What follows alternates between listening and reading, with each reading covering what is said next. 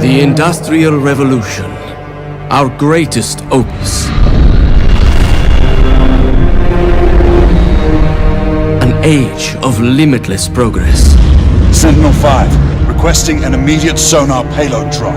Fulton deployment in 3, 2... Hey guys, today we're going to be looking at everything that we know about the Order 1886 so far, from the story and the characters to all the possible locations, the weapons, and the gameplay. Since this is going to be quite a long video, I've put timestamps in the description for each different section that I cover, but I highly recommend that you watch the whole thing since Sony and Ready at Dawn have been a bit secretive about the project, and we'll go into quite a bit of detail about what they have shown us so far, and the important things that you might have missed, so hopefully you learn something new. So whether you've been following this game closely since it was announced, or know almost nothing about it, this video is for you. And if you are like myself and cannot wait for this game, it will hopefully make the month-long wait that much easier.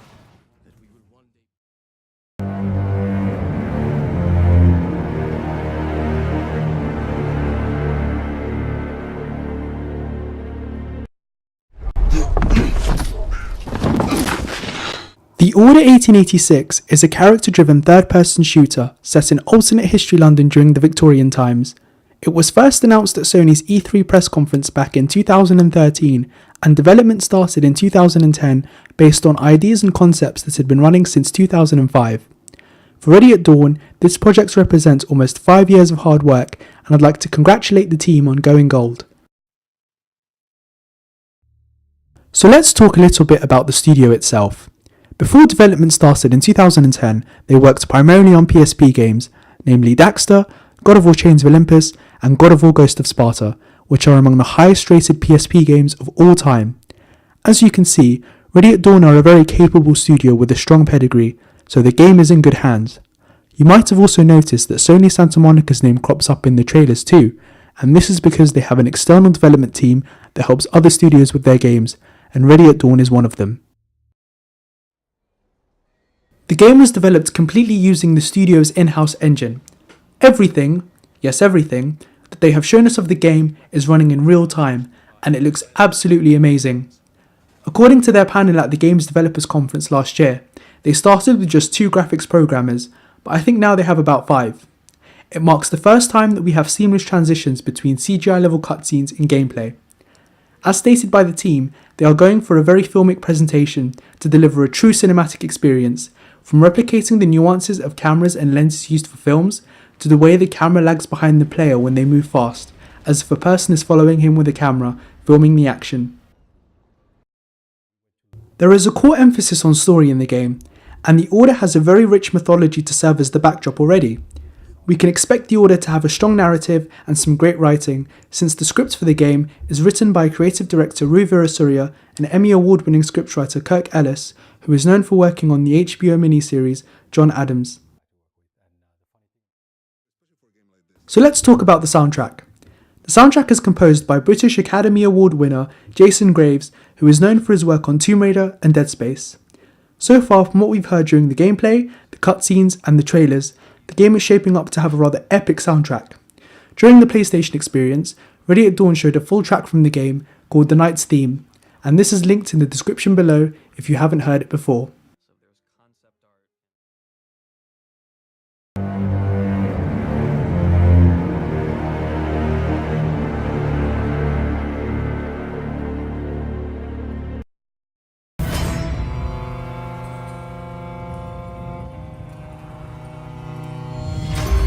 So the story begins thousands of years ago, when humanity splits as a result of a genetically distinct group of people evolving and taking on bestial traits to become half-breeds.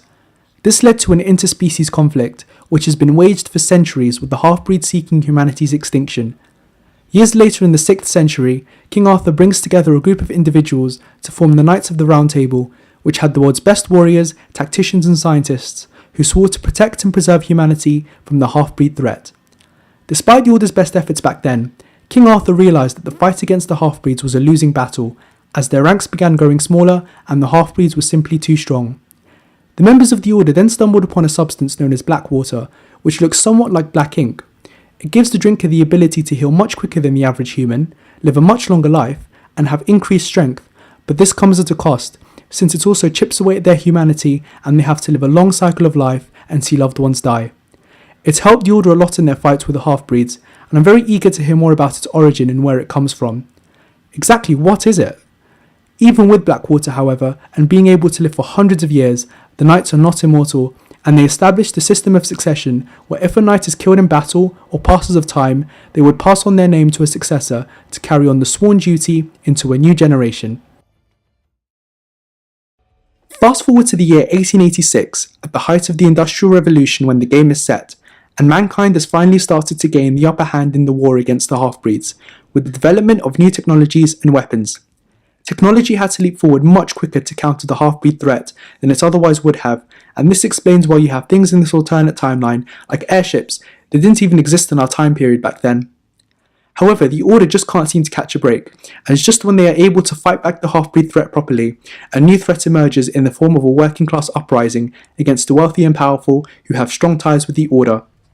Despite the rebels knowing about the war with the half-breeds, they don't let it stop them from taking action against their government.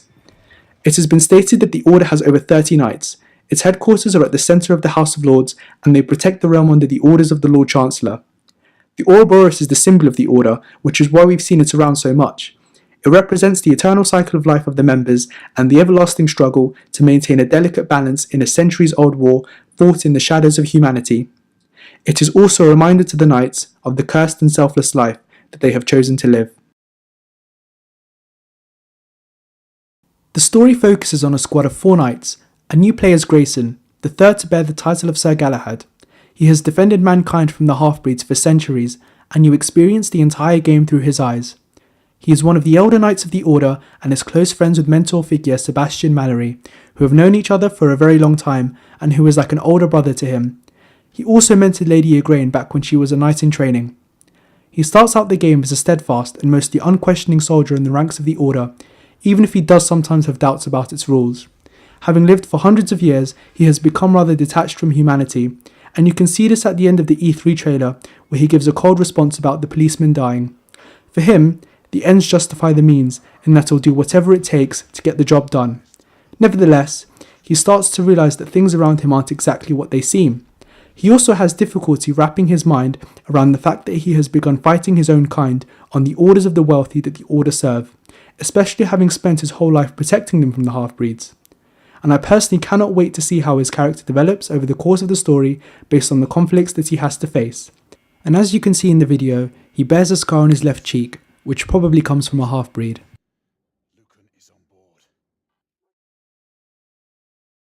Sebastian Mallory is the second to bear the title of Sir Percival, and is the oldest and most experienced warrior in Galahad's squad.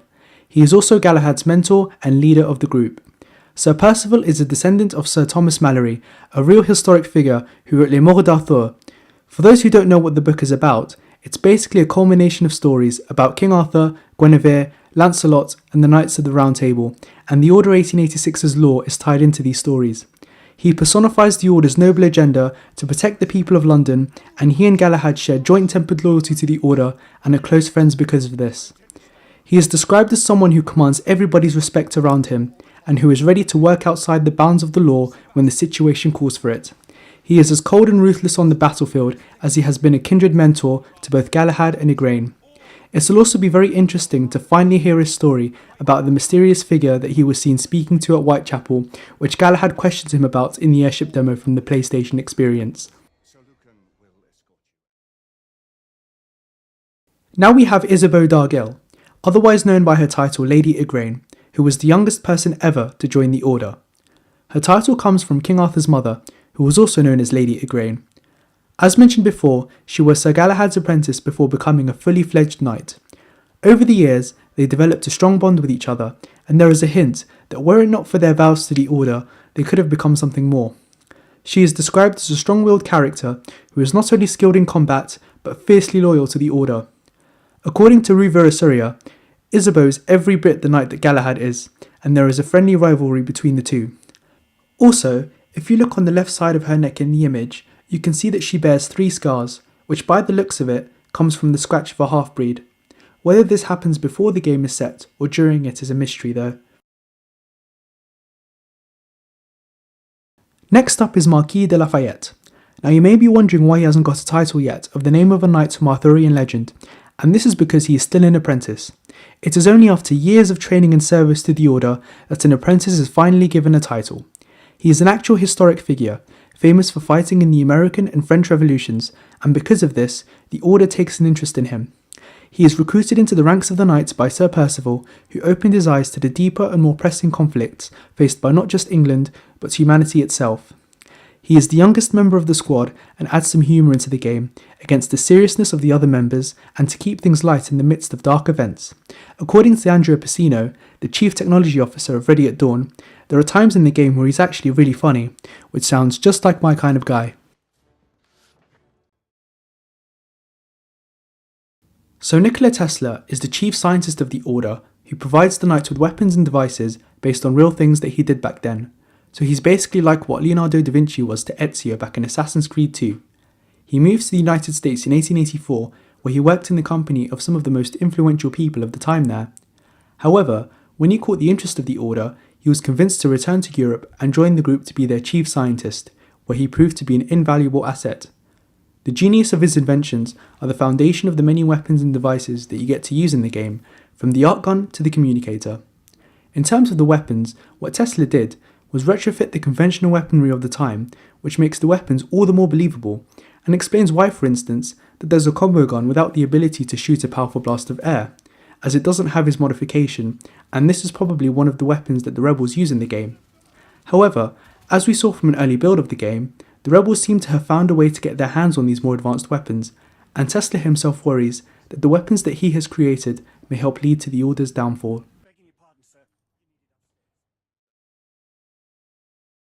So you might be wondering why the screen is dark for now with just a question mark, and this is because not all half-breeds are represented by the Lycans, with the Lycans just being a particular species of them. The other species are yet to be revealed, and probably won't be shown until you play the game. I am personally very excited about the idea of facing and learning about the other species, but time will tell whether they're actually in the game or not, although signs are pointing towards more being revealed. There are many of them, and they seem to thrive in different regions depending on their kind. The fact that there are different species could also open doors for potential sequels. So on to the Lycans. The Lycans are found in Northern Europe, and it can be assumed that they share territory with the other half-breeds. As you can see, they look very similar to werewolves, and they are known to have some kind of a hierarchy like the one of a wolf pack. The one that Galahad fought in the E3 demo was an Elder, which are the veteran warriors in the species. They have shapeshifting abilities, which makes them that much harder for the Order to track, since they can quickly morph into normal human beings. I also want to discuss a theory that because of their shapeshifting abilities, there could potentially even be a double agent in the Order itself, since they can look just like normal human beings at will and serve undercover as a knight. Of course, this is just pure speculation on my part, but it would add an interesting twist, and we'll have to find out what happens when the game finally ships to see whether my imagination is going too far. Now, what the Lycans lack in numbers, they far make up for in their strength and agility. Not only do they have the physical edge over humans, but they are also smart, with the ability to speak in their true form, making them all the more terrifying. They are extremely resilient to gunshots and have a very strong sense of smell, which they will not only use against their prey, but also against you. Something that was quite intriguing that cropped up in the Little Bobby Page trailer released recently was that getting bitten by a Lycan can actually turn you into one of them, or at least something similar, since it looked like Bobby couldn't control his transformation, whereas they can. This would be very consistent with Werewolf Legends, and has me that much more excited about what's in store for us next month. We also know that we'll be facing at least 10 in the game, since there is a trophy for killing 10 Lycans. One more thing to add is that if we look back to the newspaper in the Pledge trailer, we get a hint that Jack the Ripper exists in this alternate timeline.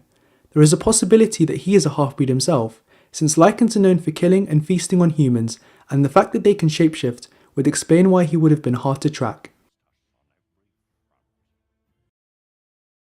The rebels are those who believe that the Order are only there to protect the wealthy and powerful, while the poor struggle to survive and are easy prey for the half-breeds. They rose up in rebellion to address the inequalities present in the society and to look for justice. They far outnumber the rich, and a lot of them live in the slums and alleyways of Whitechapel. There are rumours that in their desperation for justice and from being outgunned, that they have turned to the half-breeds and formed an alliance with them. As a result, Concerns grow that this distraction from the half-breeds will grant the half-breeds the perfect opportunity to strike in a deeper, more vicious way than ever before, especially when the Order has finally been able to fight back effectively. It will be interesting to see how the threat of the rebellion is dealt with, especially considering who Galahad gets orders from, which he has to follow. And just to finish off, I want to discuss two more important characters. We were actually first shown these characters near the beginning of last year, but we didn't know who they were until recently. The first is a high-level ranking officer of the Order, known by his title Sir Lucan and his real name Alistair. Is it just me, or does he look a lot like Michael Fassbender in the concept art? We were finally introduced to him in a segment from the PlayStation Experience demo. According to an earlier conversation between Galahad and Lady Igraine, he is her brother. He appears to be someone who is strongly driven by his allegiance to the Order and seems to be very intent on bringing the rebels down. So let's turn back to the original image and look at the character in the middle with the long beard. We find out from the recently released story trailer that he is the Lord Chancellor.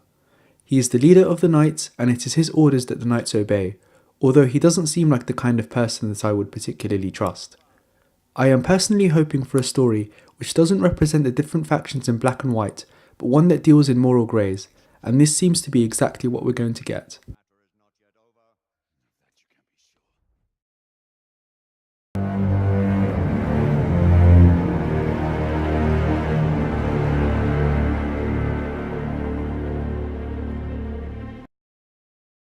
As previously mentioned, a neo-Victorian style of 19th century London will serve as the backdrop to the story.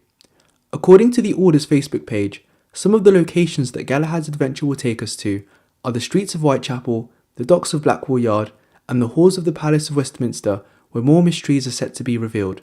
So let's first talk about the locations that we have already seen. We've had a look at some of the Whitechapel district in the E3 playable demo with the thermite rifle, and also in the first build of the game that we saw early last year. Whitechapel is located in East London, and as you can see from the demos that we've been shown, it's this very gritty, violent place with narrow claustrophobic streets, which was exactly how it was back then, and Ready at Dawn have done a great job of recreating it. There are bound to be lots of rebels operating there since it was a working class neighbourhood, and which would explain why most of the sections that we have seen in Whitechapel are focused on them. Since it was the area where Jack the Ripper was active, if there's a place we find him in the game, it will most likely be here. We've also seen a bit of the London Hospital which is located there, and is where Galahad is featured walking around the basement just before encountering a Lycan. A showcase of just how atmospheric the game is, especially with the soundtrack playing in the background.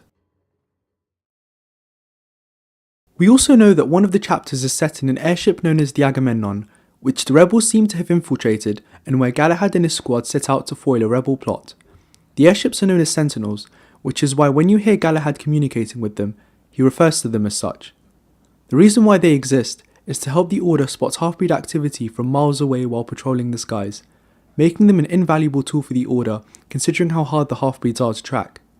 People have also speculated that Sir Francis Galton might be in the game too, because when Galahad asks for a sonar payload drop in the Gamescom trailer, the airship talks about a Galton deployment. For those who don't know, Sir Francis Galton invented the dog whistle in 1876, so it would also make sense that he would invent a way to help find the half-breeds if he existed in this alternate timeline. So let's move on to talk about a number of locations that we haven't seen properly, but signs point towards being in the game, with the first being the Royal Exchange. According to the notes on the concept art, it is home for some of the most famous merchants across London, and that even though the sales floor is the main attraction, there is a potential secret hidden underneath. We can see it in this freeze frame from the player's reactions trailer in front of Galahad right there, with the same garden in front of it. Also, if we look to the right of where Galahad is shimmying on the ledge, we can clearly see some sort of building that he plans to infiltrate. At first, I thought the building was the Royal Exchange, but the architecture looks different on a close analysis.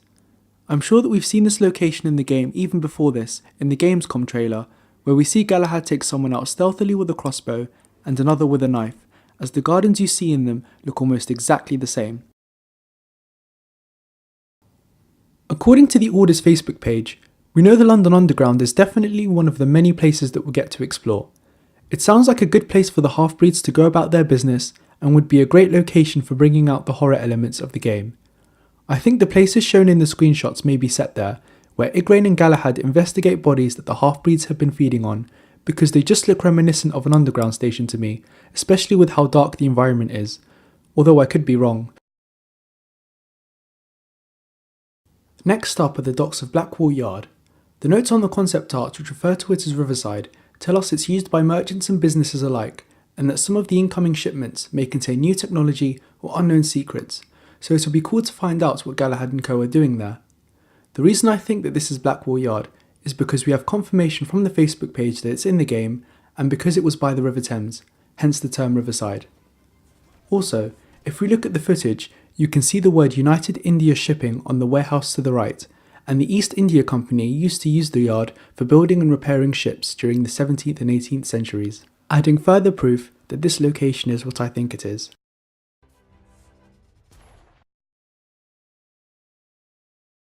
Concept art also seems to indicate that one of the chapters will feature the Custom House of London in Mayfair, which is shown at the bottom of the image. In 1825, it partially collapsed due to mismanagement in the original construction, but Ready at Dawn will most likely put their own twist to it. There are hints that the foundation might have actually been sabotaged by the rebels, who currently threaten the citizens of London, since the sabotage of an important government structure is a common tactic of the rebellion.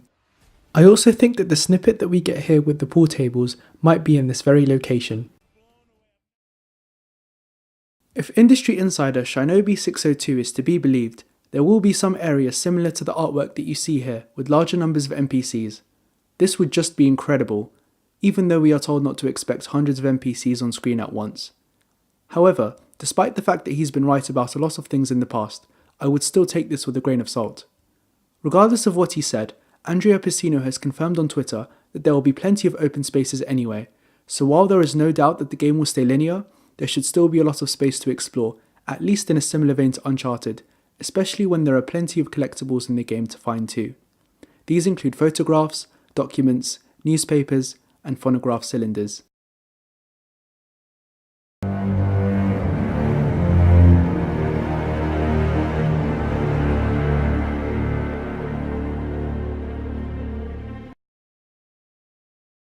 First up is the M2 Falchion Auto Rifle, otherwise known as the Combo Gun. It's the bread and butter of the Order's arsenal, and as you can see in the image, it has two triggers for each different barrel. The first is for shooting enemies, and the other barrel delivers a concussive blast that knocks foes back as if you just used force push on them. It's been described as kind of like the Victorian version of the AK-47, and it's been used a number of times in the demos that we've seen.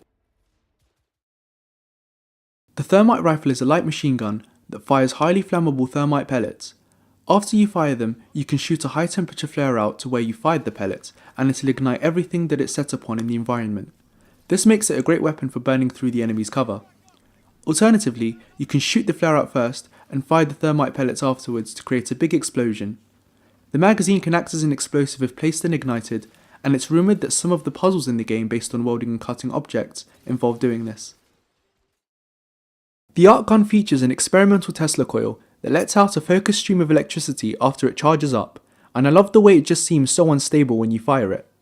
When it charges up with electricity, it becomes stored in the Jacob's ladder of the gun and can find its way to an enemy, which is why you don't really see the beam go into a straight line when Lady Igraine fires it here. And as you can see here, when the player fires it at this guy, it finds its way to the rebel's head and blows it up, leaving nothing but his bowler hat.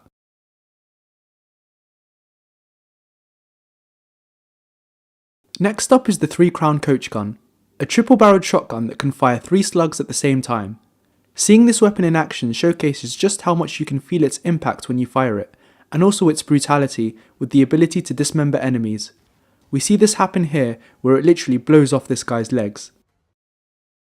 We also found out recently that there's another gun in the game called the RA5 Repeating Shotgun, and you can see it on Galahad's back in the image.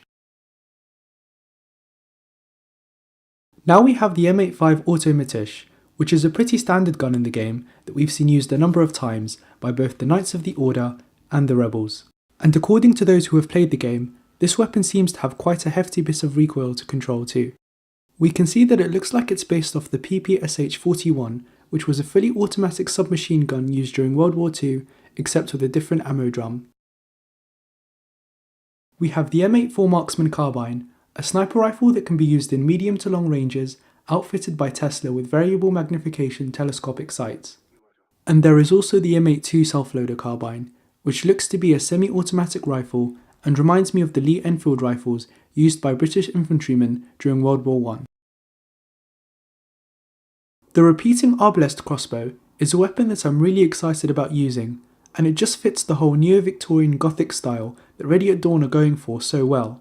We're told that it will have to be used in the game where something more subtle than a firearm is needed, so it's more of a stealthy weapon, and there's perhaps a hint to there being open-ended stealth sections, hence why something like this would be needed. And we also know that it features a scope for making more accurate shots. The C81 Maschinen pistol is a fully automatic machine pistol used by the Knights of the Order.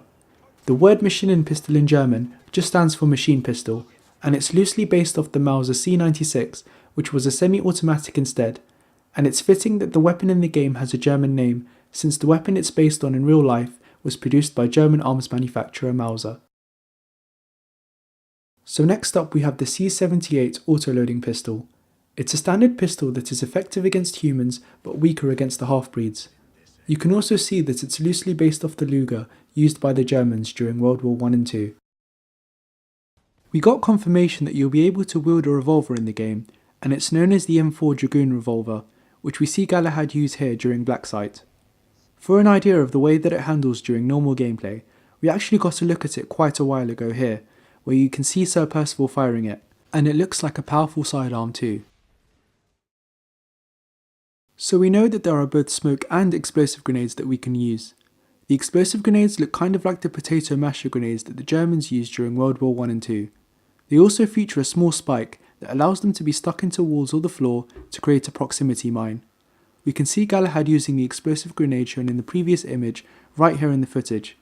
We know you can use smoke grenades too, as the control scheme in the past has shown that you can select them with the top directional button. Galahad uses this on the airship in this scene here specifically, and you can see that they look quite different from the explosive grenades.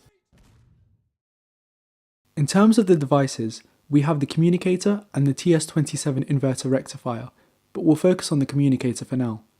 It's a wireless device allowing the Knights to communicate with each other and the airships that patrol the skies. Tesla started out his career as a telephone engineer and worked a lot on wireless communication, so Tesla inventing something like the communicator would make a lot of sense. We also see an additional use for it here, or at least something similar, where it can be thrown to an area to bring something down on it from the sky.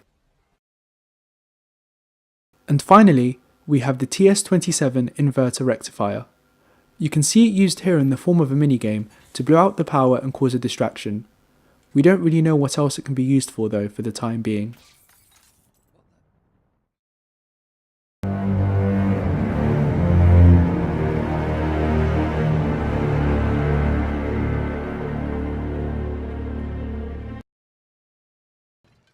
So let's talk about the aspects of gameplay that haven't already been discussed in the previous sections.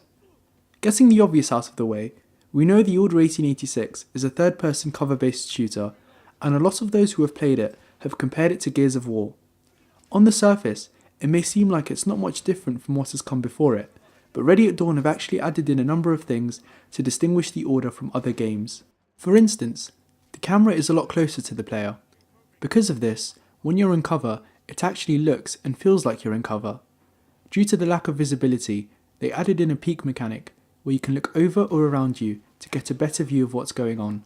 They also put in a soft cover mechanic that kicks in after you're in cover, similar to what was in The Last of Us, where you can shift or change cover easily without having to press the cover button again, so they've effectively put in place a hybrid system.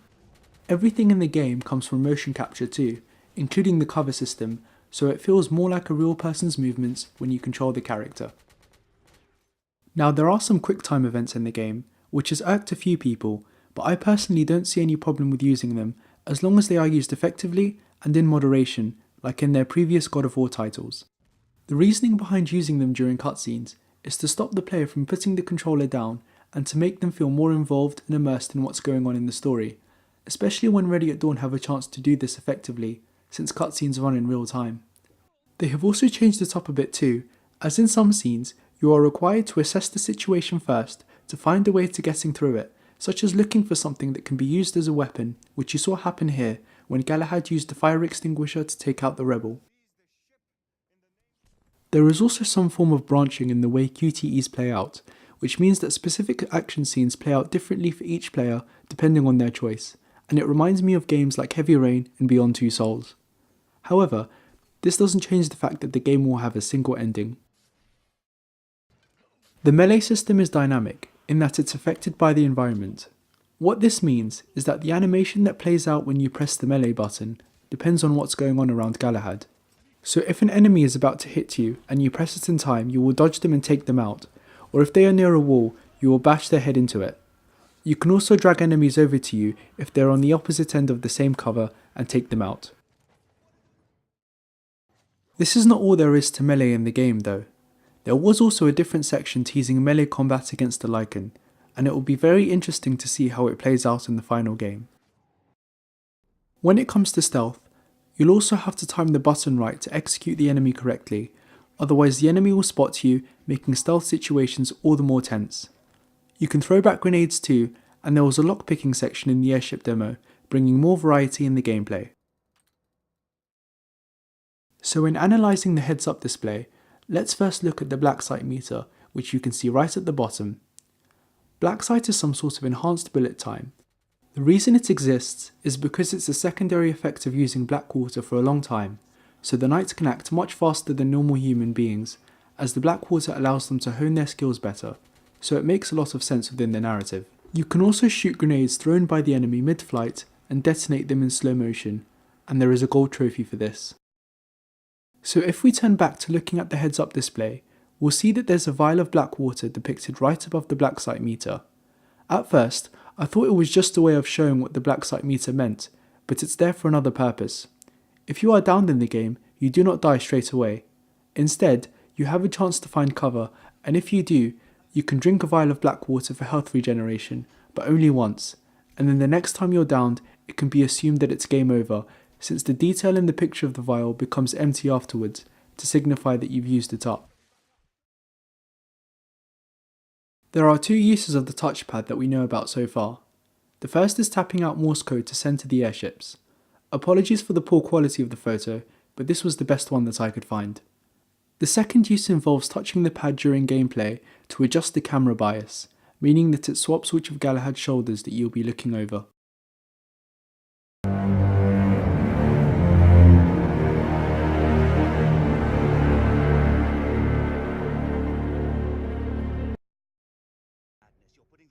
The Order 1886 comes out next month on Friday the 20th of February, which is just a few weeks away from now. If you're looking for a cinematic, story-driven game with a strong narrative, solid gameplay mechanics, and fun weapons to use, I am pretty confident that the Order will deliver. I really think it's going to surprise some people, and I can't wait to finally see what the visuals look like on my TV. It also seems like there will be some great horror elements thrown in to spice things up too, with the half-breeds and some of the dark environments showcased thus far. The Order 1886 will have no multiplayer in any shape or form, as the team is focusing mainly on making the single-player experience the best that it can possibly be. According to industry insider Shinobi, the campaign is about 10 to 12 hours long if you explore and take your time, but around 8 to 10 if you're going at a normal pace. There is still so much that we don't know, and I can't wait to get my hands on it. If the folks at Ready at Dawn are watching this, I also hope you guys incorporate a photo mode in the game for us to play around with. Hopefully you guys enjoyed the video and learnt something new. Thank you so much for watching, especially if you've been here right from the beginning of the video. Please hit that like button, share and subscribe for all things PlayStation related, as there are more videos to come in the next few weeks, including my final review of the game. And I'll see you guys next time.